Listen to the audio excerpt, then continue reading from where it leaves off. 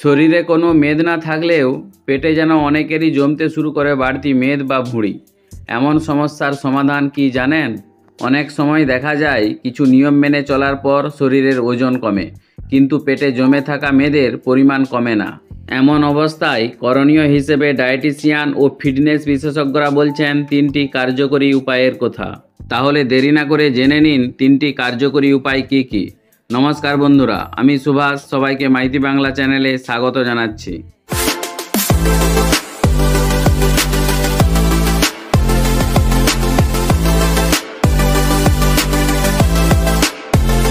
Number 1, খাবারে বিরতি টানা। শরীরের মেদ দ্রুত কমাতে চাইলে সপ্তাহে একদিন উপোস করতে পারেন। এই প্রক্রিয়ায় শরীরে ক্যালোরি প্রবেশ করার সুযোগ কম পায়।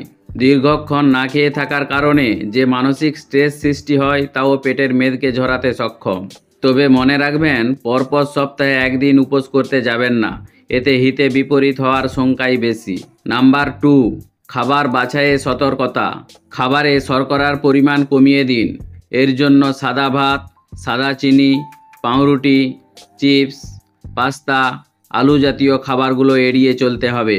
পাশাপাশি বাইরের খাবার খাওয়ার অভ্যাস থাকলে তা বাদ দিন। কম তেল ও মশলাযুক্ত খাবার খাওয়ার অভ্যাস করুন।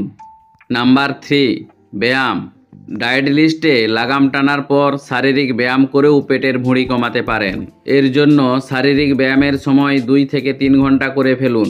শুধু ওয়েট লিফটিং এক্সারসাইজ না করে কার্ডিও ও অ্যারোবিক্স এক্সারসাইজও করতে পারেন। পেটের মেদ বা ভুঁড়ি কমাতে যোগা করতে পারেন। দৈনিক ভুজঙ্গ আসন বা বৃক্ষাসনের মতো যোগা অনুশীলনে মাত্র 2 সপ্তাহেই এর উপকারিতা আপনি অনুভব করতে পারবেন।